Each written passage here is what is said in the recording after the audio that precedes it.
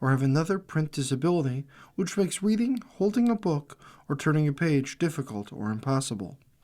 The content is copyrighted by the respective publishers. For more information, please visit us on the web at nfradioreading.org. Hello, this is Laura, and for the next hour, I'll be reading from the August 9th issue of the New York Times Style section on the Niagara Frontier Radio Reading Service. A self-help influencer with troubles of her own. Millions look to Nicole LePera for advice on how to achieve contentment and maintain healthy relationships, but her own story is complicated. By Ginia Belafonte.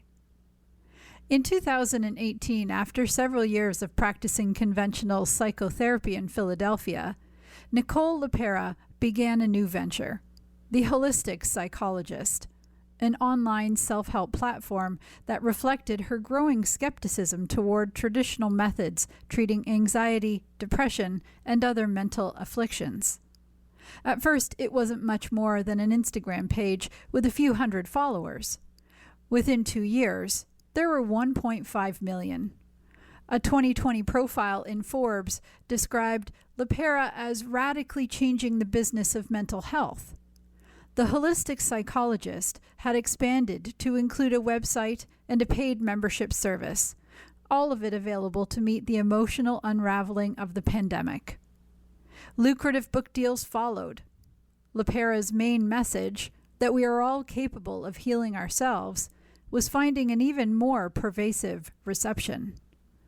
Her chief partner in the enterprise was her wife, Lauren Galvin, known as Lolly, who helped shape the company's identity. Early on, they were joined by a third person, Jenna Weekland, who engaged with the online community and appeared alongside LePera in videos and on podcast episodes. Like Galvin, Weekland had no formal psychological training. At one point, LePera announced on Instagram that she, Galvin, and Weekland were in a romantic relationship together. Last summer, there was a troubling disruption. In August, a startling accusation appeared on the Holistic Psychologist's Instagram page. Dr. Nicole LePera has never written an Instagram, TikTok, or YouTube she's spoken since the inception of her career, someone posted anonymously. She is the face of a brand she did not voice. Soon after the post appeared, the Instagram account went dark for a time, and its followers speculated about what had happened. Many wondered about Weekland, who had vanished from the Holistic Psychologist community about 4 months earlier. Traditional therapy demands a certain anonymity on the part of the clinician. But media therapists, as the psychiatrist and author M. Scott Peck long ago described this segment of the guru class, build their images on self-revelation. Given that LePera had shared so much about her own life online and in her popular self-help books, it was logical that her followers would be curious about what had changed. The story became clearer earlier this year, when Weekland sued LePera and Galvin, arguing that her role in the Holistic Psychologist was foundational, and that she deserved significantly more compensation than she had received. LePera and Galvin then filed a lawsuit against Weekland, accusing her of misusing company funds. The civil cases, which include allegations of assault, were soon accompanied by police reports. All of it suggested that LePera's life was marked less by an acquired serenity than by an instability and crisis. LePera had landed in uncomfortable contrast to her own advice to choose people who bring peace and contentment instead of chaos and suffering. In her writings, LePera describes growing up in a household overlaid with anxiety. If her parents were late to meet her, she assumed the worst, that they had died. As she tells it, LePera often found her needs subjugated to those of a much older sister, who suffered from chronic illness. Their parents met problems in a spirit of agitation, whether they were one ingredient short for dinner or in the throes of a domestic emergency. Catastrophizing was the family's default mental state. Wishing to hold their attention, Lepera worked hard at everything. Efforts that led her to Cornell University and a doctoral program in clinical psychology at the New School for Social Research in New York. She was drawn to attachment theory, which posits that bonds we develop with parental figures in infancy and early childhood determine our relationship styles in adult life. Meeting Galvin was a turning point. She felt right, as Lepera put it in her book, How to Do the Work. Galvin challenged Lepera in ways that excited her, she wrote. Together they built a life in Philadelphia, where Lepera had grown up and now ran her practice. Her clients were rich people and poor people, stressed out professionals and the formerly incarcerated. No matter who they were, they felt stuck, she observed, wanting change but failing to enact it. More and more, she felt the same way. The issue crystallized, becoming her rock bottom, she would write, about 13 years ago, shortly after her 30th birthday. On vacation with Galvin, she suffered an acute bout of despair. She began connecting her physical ailments, stomach trouble, fainting, panic attacks, to the childhood tensions that conventional therapy had failed to resolve. With Galvin's help, Lepera undertook the slow and steady work of repairing her body and mind. The couple began every morning with meditation. They studied nutrition and lifted weights. They married and imagined the new professional path that led to the creation of holistic psychologist. Eventually, she started talking about nervous system deregulation rather than mental illness, a designation she had come to question. Weakland's lawsuit against the couple surfaced as a matter of online conversation a few months after it was filed. So it did little to interfere with the launch of Lepera's latest book, Reparenting the Inner Child, which arrived in March as an immediate bestseller, with an effusive endorsement from Mel Robbins. Lepera's book tour included appearances at the Royal Geographic Society in London and the 92nd Street Y Manhattan's epicenter of bourgeois cultural exchange. On stage in New York before a sold-out crowd, Lepera was interviewed by Ellen Vora, a Columbia-trained psychiatrist who called her a guiding light for the future. That night, as she had in the past, Lepera presented herself as someone who, although still at work on herself, had overcome. I would see someone that hurt me, and I would immediately understand why they did it, from their childhood, the wounding, she said, explaining an unhealthy tendency she had to empathize in excess. Lepera, 43, talked about reparenting herself. She had taken an extended break from her family to explore who she was. It was hard, she said, but here too she seemed to prevail. Her father was seated in the audience, and she pointed affectionately toward him. What was reparenting exactly? Vora asked. It was showing up in a different way for ourselves, Lepera answered, being the supportive, caring, attuned caregiver that very few of us had in childhood. Derived from the pop psychology of the 1970s, the idea was hardly original to her, but she had revived it for a new generation. Lepera's first experience of celebrity occurred in the summer of 2019, when she decided to conduct an inner child meditation oceanside in Los Angeles. The turnout astonished her. Weakland, a frequent poster on the Holistic Psychologist Instagram account, was among those on the beach in Venice that August morning. At 32, she was a recent transplant to Los Angeles from Colorado, where she had worked as a nurse's aide in a pediatric oncology unit. Although she arrived too late for the session, Weakland met Lepera and gave her a deck of oracle cards. Soon they began messaging each other, or at least that is what Weakland assumed. Later, she came to believe that she had been communicating with Galvin, she told me. LaPera and Galvin declined interview requests sent to them through their lawyers, as well as LaPera's literary agent and book publicists. When asked by phone about specific allegations, one of those lawyers said she had no comment and hung up. The Holistic Psychologist took shape as a website, with LaPera as the face of a startup devoted to mental fitness. With Galvin, she expanded the franchise to include the Self-Healers Circle. At $20 a month, the cost, now $26, was roughly equal to what 4 or 5 minutes of individual therapy would set you back in Tribeca or West Hollywood. Beyond monthly Q&As with LaPera, the Circle offered members a range of online events, lectures, and somatic practices. When the site went live, so many people tried to enroll that the external server crashed. Weekland sent a message offering to help and was immediately hired. Telegenic and open in her effect, Weekland started appearing on camera, heading some of the Circle's content teachings, in which she shared her own story as a child of parents immersed in poverty and addiction. With LaPera, she co-hosted Self-Healers Soundboard, a podcast that ran for 2 years. Not long after starting her job, Weekland received an invitation from LaPera and Galvin to spend part of the holiday season with them. Landing in Philadelphia after Christmas, Weekland made her way to the Four Seasons.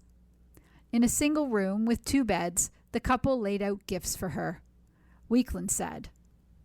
Later, they decamped to an Airbnb in the Poconos, where on New Year's Eve, Weekland recalled, they drank, smoked weed, and kissed. Weekland quickly fell for both women. With them, she said she felt chosen. By July 2021, they had moved into a rented stucco house in Scottsdale, Arizona, where they bought a bed large enough for 3. LaPera announced the new configuration on Instagram. "I am in a throuple," the post began. "A 3-person committed relationship." She had been reluctant to share this, she said, but she and her partners had promised to be transparent, authentic, and candid about who we are. A few months into the arrangement, Weekland grew close to a next-door neighbor, Jennifer Kolsar. From the beginning, Kolsar said in an interview she overheard arguments coming from the backyard, some of which frightened her daughter. Jenna once asked, "Can you hear us? What can you hear?" Kolsar told me. And I told her I heard a lot of accusations. Kolsar told Weekland that she was particularly struck by her partner's habit of constantly telling her that she was the problem. Still, Weekland's role in the company was growing. In 2023, she signed an agreement with LaPera and Galvin, giving her a 1/3 ownership stake in JuniorTine, the parent company of the Holistic Psychologist. The audience for the Instagram account grew to 9 million followers, delivering a constant churn of aphorism along the way. Some of the posts were philosophical, sharp, even poetic. Grieving the death of a parent who is still alive means realizing the person you needed never existed. Others were confounding. Not knowing that you are hungry is a core sign of unresolved trauma. LaPera's popularity was also fed by online videos in which she used role play to illustrate her insights. In vignettes on maternal narcissism, LaPera typically portrayed both the stunted mother and the yearning child, now grown up. But for a while, it was Weekland cast as the young daughter, victimized by an oblivious mother. In a standard scenario, Weekland is on the floor, hair and pigtails, clutching a stuffed penguin. In one clip, her character explains that she feels loved only for her accomplishments. "That won't matter when you're at Harvard," LaPera responds, demonstrating the worst possible parental reaction. Other videos had Weekland acting as the patient to LaPera's therapist. "Given the underlying power imbalance of our actual relationship," Weekland said, "those just made me feel sick." She struggled to leave. For so long, I'd try on everything Lolly and Nicole told me about myself, all the criticism, the opinions, the diagnosis, Weakland said. In March of 2025, she moved out. Late that spring, Weakland flew east to stay with friends in Gettysburg, Pennsylvania. She didn't want LaPera and Galvin to know where she had gone, but suspected she was being tracked. Hoping to throw them off, she sent a delivery of cat food to one of her previous short-term rental addresses in Scottsdale and asked her friend Kolsar to pick it up. When Kolsar arrived, she told me she saw LaPera and Galvin in a car outside the building. When Kolsar returned later, she said, the couple was still there. Weakland's host in Gettysburg, an epidemiologist, said that Weakland had told her about the incident right after it happened. It just blows your mind that these are the people who are presenting themselves as self-help, Kolsar said. Despite the conflict, LaPera joined Weakland in Gettysburg in July. They stayed with Weakland's friend, who described LaPera as relaxed and happy during her visit. Weakland and LaPera had never spent so much time alone together and grew closer. Later that summer, Weakland and LaPera were back in Scottsdale. It was against this backdrop that the anonymously written Instagram post claiming that LaPera was the face of a brand she did not voice appeared. In fact, Galvin had written it, as she had LaPera later admitted in their legal filings. This was not Galvin's first expression of volatility. In 2012, according to New Jersey Public Records, an order of protection was taken out against her in a domestic violence case. Several years later, Galvin came under the scrutiny of Pennsylvania regulators who fined her $3,000 for diverting money from a GoFundMe she had ostensibly set up to help the homeless into her own bank account. LaPera and Galvin were now living together again. Weakland saw the couple for the last time in October 2025, she said. They talked about the company. The conversation got tense. So tense that Weakland ripped LaPera's glasses off her head, something she regrets. In their suit, LaPera and Galvin said the incident had left LaPera legally blind. In retaliation, Weakland maintains in her own suit, LaPera pushed her down a flight of stairs. LaPera and Galvin have denied this.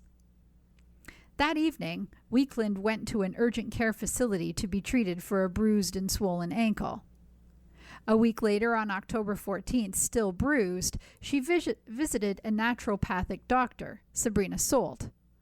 In an interview, Solt said that Weakland had shared her claim that LaPera had pushed her down the stairs.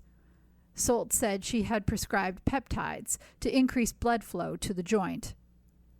On a few occasions when we spoke, Weakland teared up when talking about how much she had loved her former partners and how she could look at them still and see the troubled girls they had been.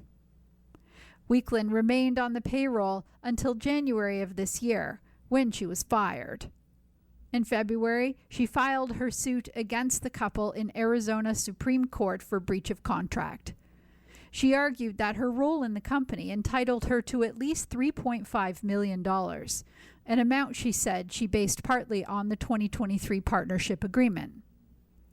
In a reply to Weakland's lawsuit in March, LaPera and Galvin claimed the figure was outrageous, adding that Weakland had often failed to deliver materials on schedule and that her role had been merely administrative, a position complicated by Weakland's appearance in the company's content. In May, LaPera and Galvin filed a lawsuit against Weakland that lists Junior Tyne as the plaintiff. The suit paints Weakland as an angry, lazy, and manipulative person. LaPera described her differently in her 2023 book, How to Be the Love You Seek. Jenna quickly established herself as an essential member of our team, she wrote, bringing communication and leadership that complemented the strengths Lolly and I had.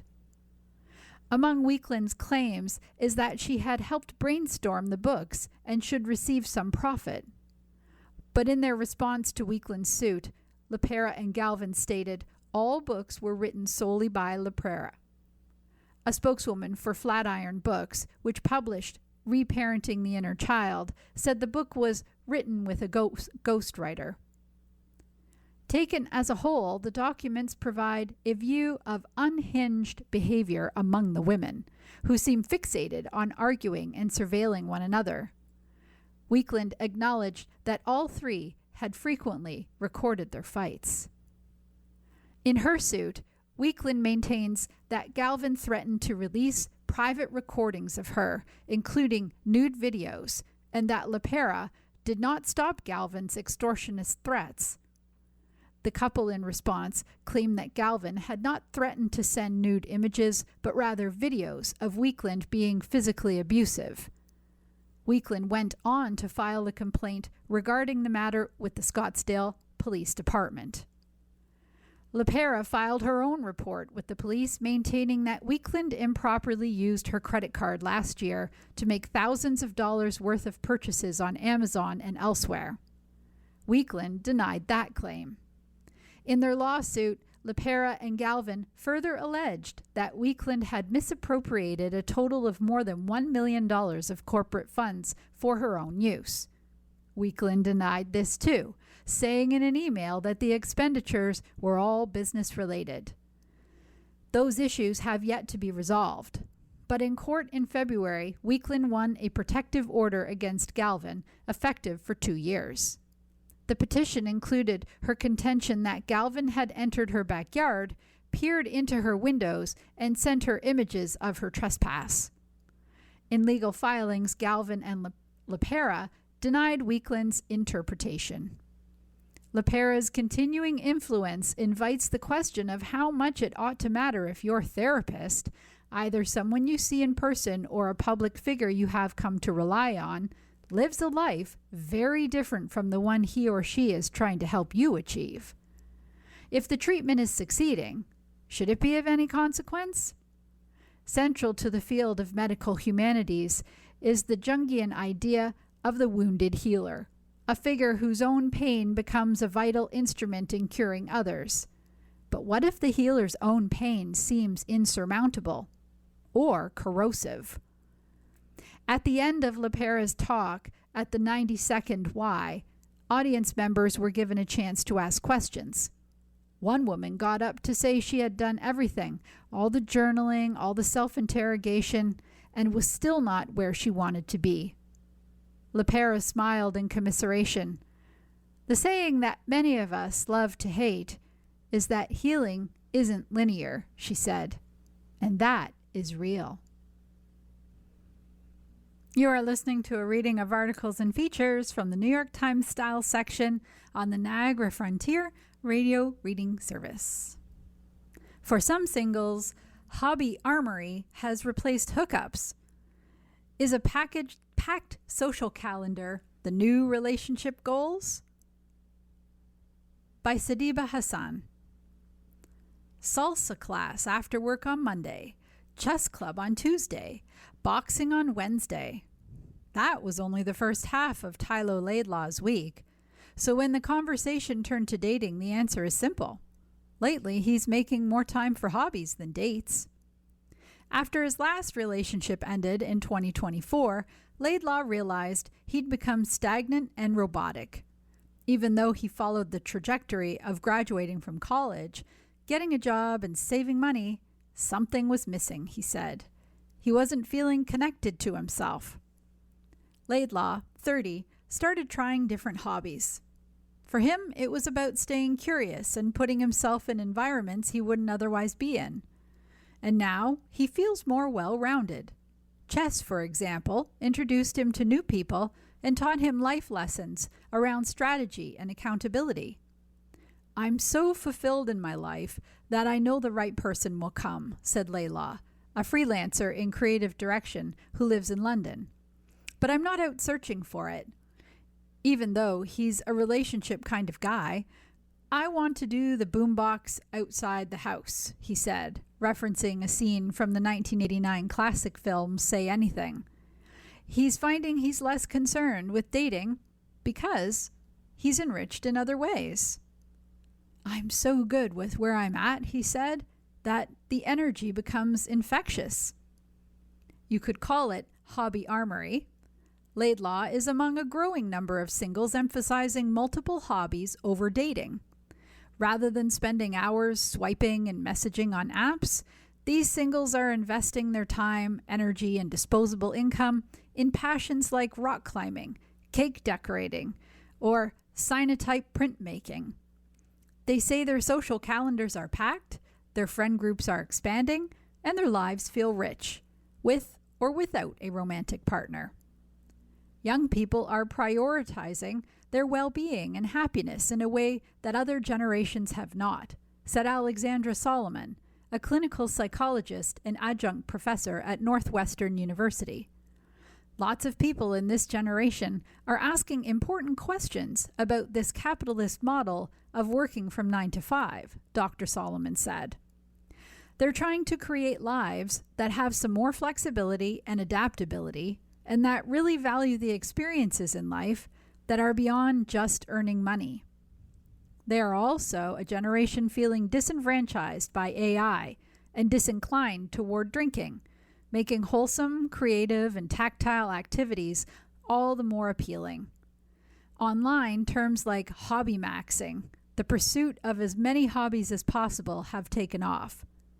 According to TikTok, #hobbies has seen an almost 15% increase in posts in the US so far in 2026 compared with last year, and #grandmahobbies has grown by more than 400%. SideQuest, a term originally used in gaming, has taken on a new life online. It describes the activities and adventures in which people partake outside their routines to add whimsy to their lives. According to TikTok, US posts using the term SideQuest increased over 210% this year compared with the same time period last year. Lisa Kimura, a 31-year-old experienced designer in Brooklyn, has mastered the art of the SideQuest. Early last year, she learned to DJ, inspired by a flourishing music scene in her Bushwick neighborhood that she felt needed more women. She also took a genealogy class last year and began building her family tree, then picked up Japanese calligraphy. Her most enduring passion, though, is fiber arts. She knits and dabbles in just about every fiber craft she can get her hands on, she said, including crochet, tapestry weaving, rug tufting, embroidery, and cross-stitch. Kimura moved to New York in 2023, excited for the dating scene. But as an introvert, she found the experience draining. She hasn't been on a date since last summer. I realized that it's really difficult for me to hear my inner voice when I'm in a relationship, or sometimes just in the presence of a man, she said. I grew up in a very traditional, very immigrant household where the patriarchy was alive and well. Hobbies have helped Kimura feel more secure and find her voice, partly because many of her hobbies end with a finished product, giving her a feeling of accomplishment. Unlike the women in previous generations in her family, whose lives were centered on marriage and raising children, she feels empowered to pursue the activities that bring her happiness. I feel like I can design my future, she said. As for romantic relationships, Kimura said she's not closed off to dating indefinitely. I just don't feel like I'm in such a rush anymore. Natalie Mora, a 21-year-old student in Berlin, said, I'm the single friend who's always doing everything. In addition to scuba diving, indoor cycling, bouldering, and boxing, you'll catch me skydiving, you'll catch me traveling anywhere, camel riding, horse riding. She continued, I'm young. I don't have a husband. I don't have kids. I'm the happiest I've ever been. Single. According to Amy Chan, a dating coach and author of a book called Unsingle, How to Date Smarter and Create Love That Lasts, people have dating fatigue. They are just so disappointed with the apps that some of them are not dating at all. For clients who tend to lose themselves in relationships, Chan advises shifting focus away from finding dates and toward building a rich personal life first. It's really, let's build a full life so that you're not coming from a place of scarcity and you're not dating like you're starving, she said, adding that establishing independence creates a positive ripple effect when they do return to dating. There is a collective course correction around dating apps, which have been the centerpiece of dating in the last 10 years, added Dr. Solomon, the psychologist, and the solution is investing in real-world experiences.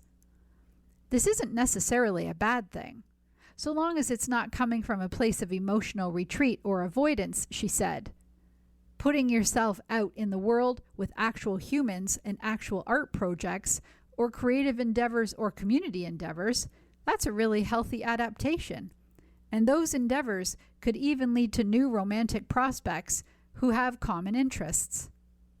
When a relationship ended 5 years ago, Laura Greaves, who works in marketing in London, hated being single. Over time, as she saw friends go through different stages of their relationships, she thought, I have so much freedom. I have all my own money to spend. I can go on whatever holidays I want. Once she reframed her perspective, she felt lucky. Now Greaves, 44, said she is thriving in her solo era. After finishing work at 5 p.m., instead of spending her evening wallowing in bed, as she has had done sometimes before, she began lighting candles, putting on a movie, and crocheting, watercoloring, doing puzzles, or making pottery. She began looking forward to her activities after work and realized that relationships are not the goal. The goal is actually to enjoy your own company, and the best way to do this is to find a hobby that you absolutely love and you can lose yourself in and get in that flow state, Greaves said. Jenna Kai, the owner of Pella Kitchen, hosts cake decorating classes in New York that are popular for singles. So many folks join for solo dates and things to do as an alternative to dating apps, she said. I think right now there's a kind of a boom in people wanting to do these sorts of activities, something that's creative, tactile, and also not focused on drinking. For Michael Foslow, who lives in Cambridge, England, and works in marketing, that has included paddleboarding, open water swimming, and baking. He took on these activities in January after splitting with a long-term partner. He has 2 teenage children who have become more independent and developed their own social circles. Those 2 factors combined left Foslow, 42, to do a lot of soul-searching. It started with baby steps, he said. I'm just trying to do things to get my spark back, to lift my mood, to give me something to do. I think where I maybe have gone wrong in the past is I've kind of defined happiness by a successful relationship, Foslow said. His definition has since changed, though. The more confident, the more fulfilled, the more I expand my social network, he said, the better partner I will be in the future, and the more likely I am to find the right partner as well. Their school banned bonnets and durags. Did it need to? Students at Tuskegee University, a historically black university in Alabama, objected to the new dress code, saying it was unnecessary and misunderstood the campus culture. By Sandra E. Garcia. In a recent letter to students, Tuskegee University in Alabama outlined several new policies set to go into effect in the coming school year. Cell phones are to be turned off during class, the school warned, and attendance will be tracked. But the change that received the most attention was the new dress code. Students are prohibited from wearing revealing clothing in class, to the cafeteria, or in official settings like convocation, Mark A. Brown, the university's president, wrote. They are also not able to wear bedroom shoes, bonnets, or durags to class or the cafeteria. In an interview, Brown said that his only aim with the new dress code was to give students a place to practice for life after graduation. The only need we feel is to prepare students to be successful. That's it, he said. Tuskegee has always believed, he added, that we owe it to our students to prepare them for whatever space they desire to go into.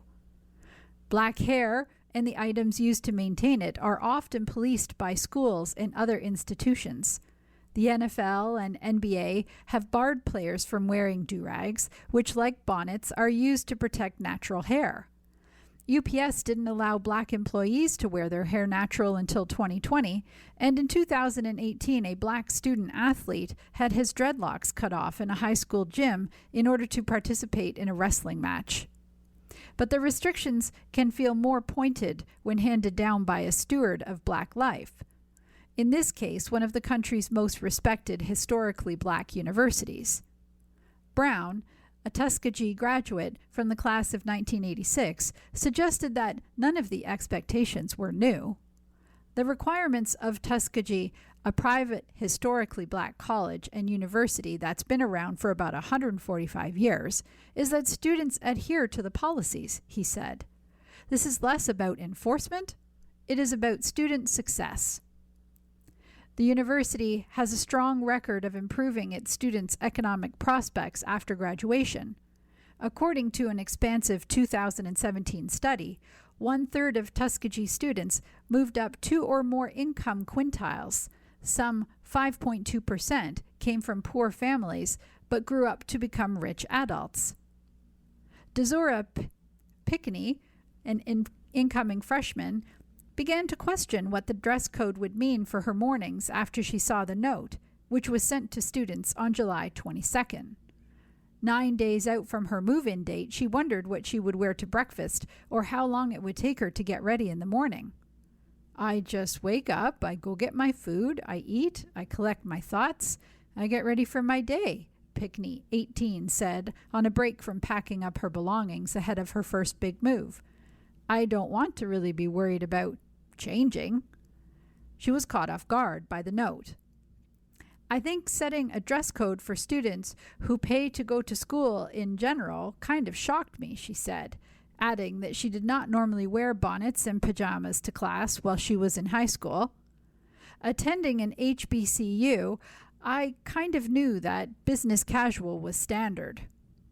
Taylor Wilson, 19, an animal and veterinary sciences major, will be starting her sophomore year at Tuskegee this month. When she received the memo explaining the new dress code, she mostly brushed it off, taking it to mean the school was trying to prioritize professionalism in general. I was fine with that, Wilson said. But after I was seeing a little bit of stuff online, I went back and read the email, and that's when I first saw the extent to which the university was taking it.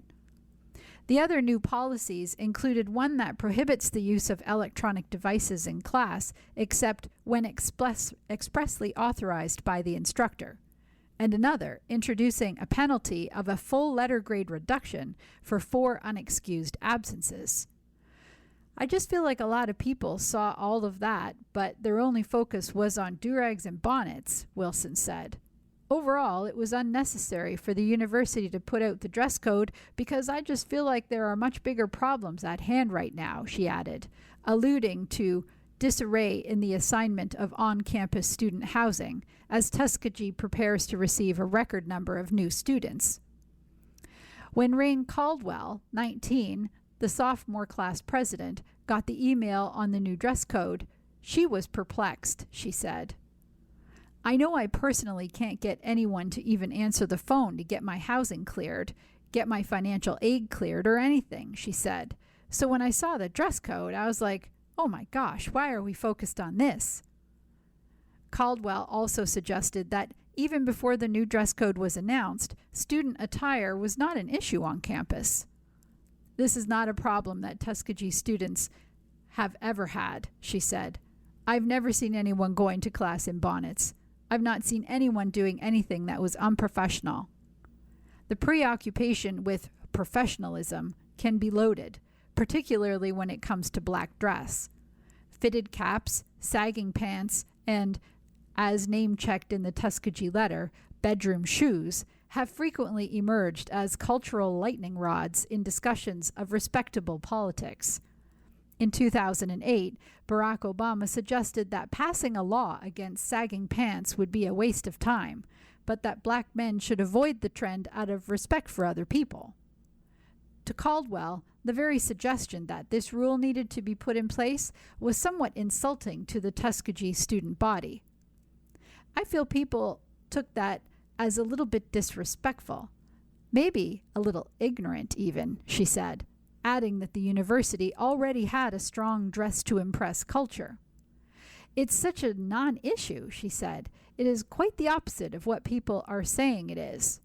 In her first year at Tuskegee, Wilson, the rising sophomore, participated in campus events, including one boasting 100 men in suits and 100 women in heels.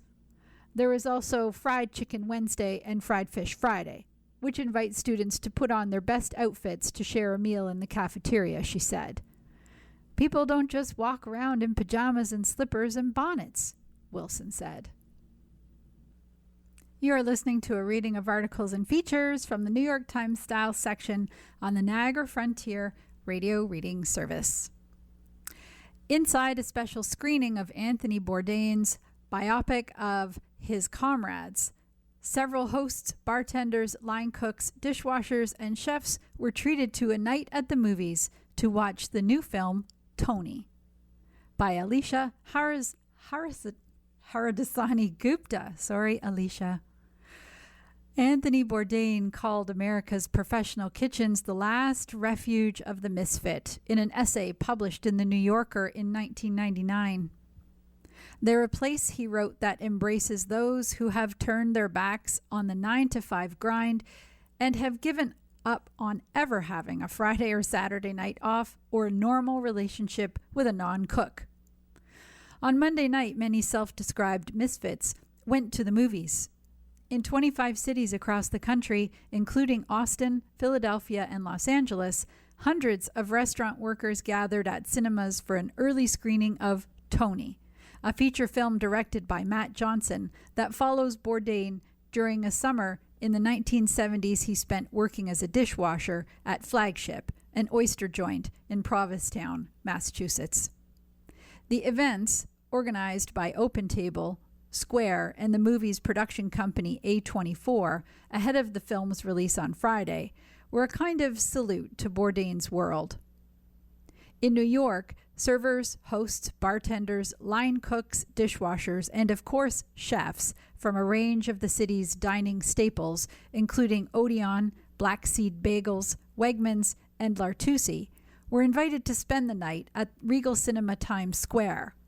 They greeted one another with hugs and fist pumps as they picked up caps that read "Support local restaurants" and reached for sodas served in giant plastic deli containers. I went into an Anthony Bourdain spiral last night, one woman admitted to another. Me too, her friend replied. The screening opened with a pre-recorded message from Johnson, Dominic Sessa, who plays Bourdain, and Leo Woodhall, who plays a line cook for the restaurant industry workers in the room. The movie is a love letter to you, Johnson said. As the film played, many in the audience winced at rookie mistakes from a man who, when he died at 61 in 2018, had ascended to some of the greatest heights of the food world. They laughed at the familiar on-screen grime of the kitchen, and when the movie ended, they applauded and cheered. Guests then walked a few blocks through Times Square to an after-party at the Mermaid Oyster Bar, in a nod to Bourdain's culinary roots and his publicly declared love for oysters. It's quite rare that all these people have a night off, said Jihan Lee, chef and partner at Nami Nori, a Tamaki restaurant. The fact that everyone showed up and shows what kind of impact Anthony Bourdain had on the people in our industry. Lee said the movie gave him a lot of flashbacks as someone who climbed the ranks in some of New York's most esteemed Japanese restaurants, including Capo Masa. Tony, like the award-winning television series The Bear, arrives as fascination with kitchen culture and obsession with flavorful foods have reached new heights, or lengths if you measure it by the lines. And some in the industry feel this shift has also brought a new respect for their labor. There's a lot of cultural capital now with being in the industry because you're a part of an experience, which became increasingly valuable after the COVID pandemic amid rising fears about AI, said Leonardo Real, a beverage manager at MoMA, who began his career at City Bakery and Daily Provisions. You're part of the institutions that people look up to now. As partygoers mingled around the room, the words Kitchen Confidential, the title of Bourdain's best-selling memoir, seemed to be uttered almost as frequently as drinks were poured at the open bar. I never thought I wanted to be a chef growing up, but I always loved cooking, said Elliot Dubois, a sous chef at Kabawa. Dubois read Bourdain's tell-all memoir after dropping out of college and remembered thinking, "Oh, this sounds exactly like me." I connected with his story so much, and then I got a job at a local whiskey bar in my area, and I just worked my way up from there. When plans for Tony were announced several years ago, there were online grumblings that Bourdain would have hated the mythologization of that. But of course, it's hard to know. Perhaps he may have enjoyed a few oysters among the industry friends he often referred to as comrades. Max Glogow, a manager at Momofuku Noodle Bar, said the movie captured the family vibe of a kitchen where you hate each other, you love each other, and you see each other every day. Standing next to him, Sarah Wagner, his friend and co-worker, laughed and agreed. Modern love. No more sex, flirting, scrolling, or swiping. I wanted to live like a turtle in the safety of my shell. By Jessica Enriquez.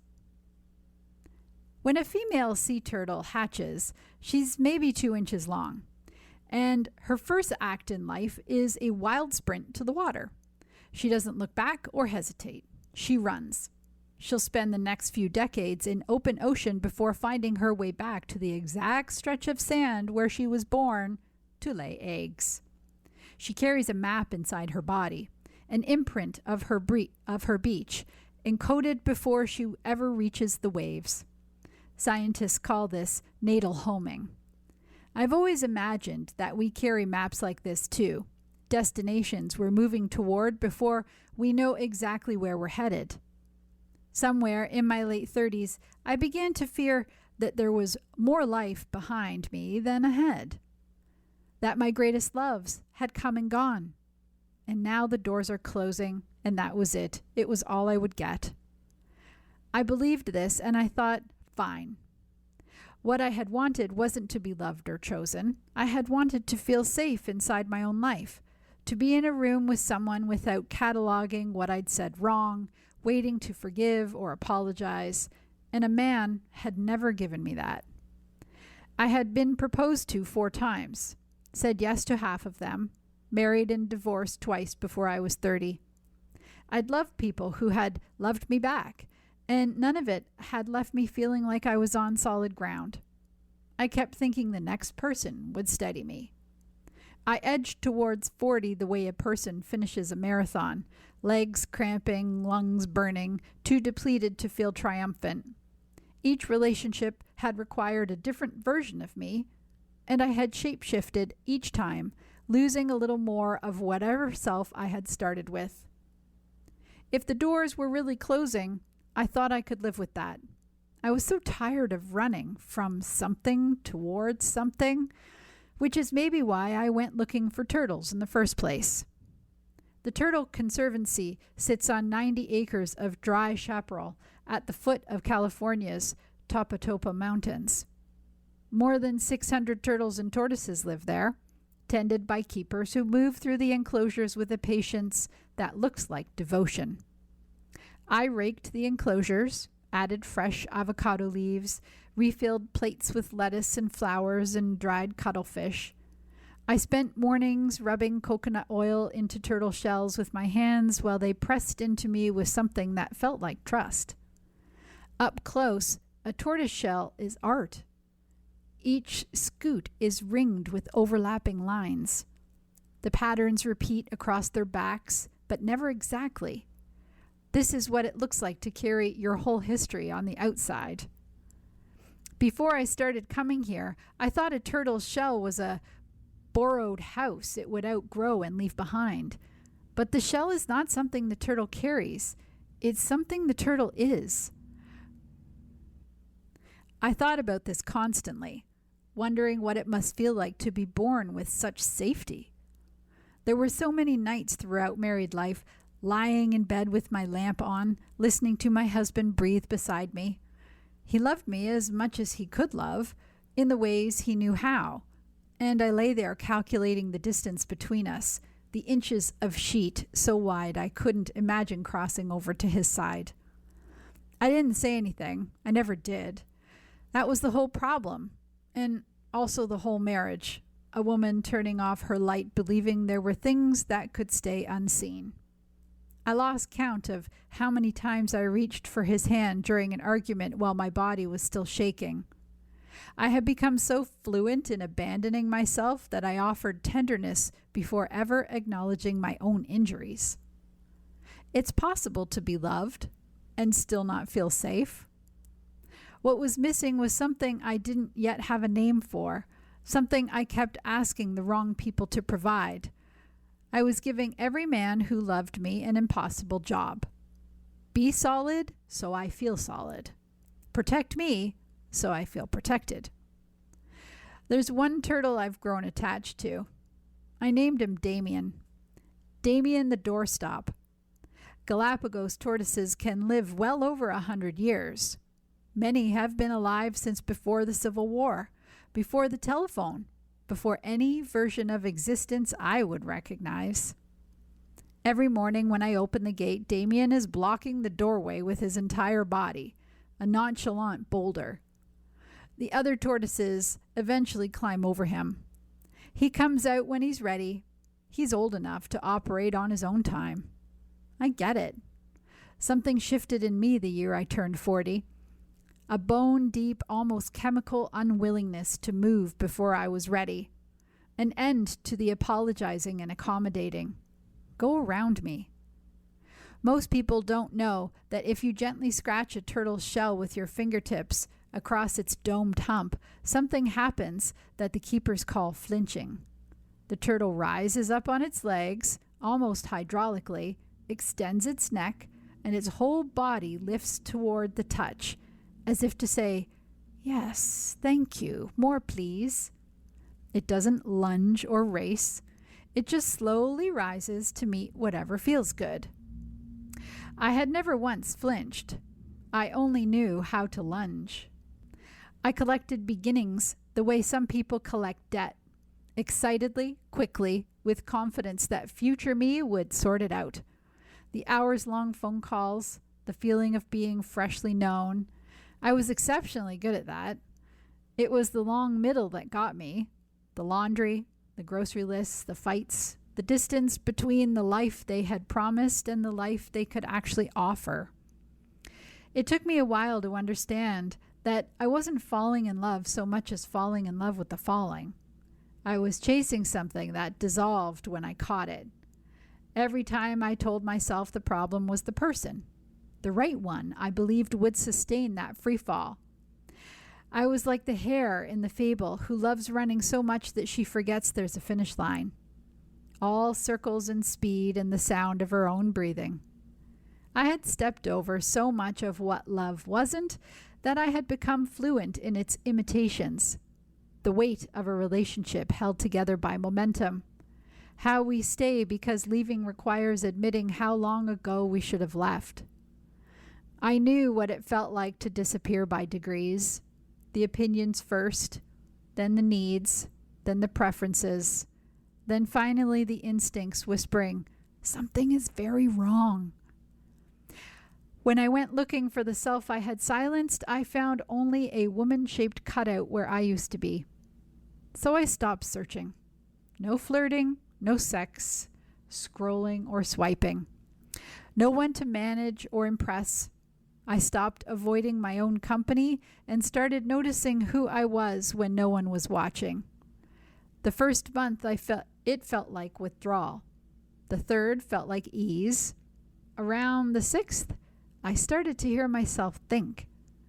And somewhere in that stillness, I found my way back to the woman I had been before I let other people tell me who to be. She was defiant and funny and brave. She pulled over for sunsets and cried when other people cried. She learned how to keep things alive in the garden, then in herself. And she stopped caring so much what anyone else thought of her. By the time I found the Turtle Conservancy, I was almost 2 years into being alone.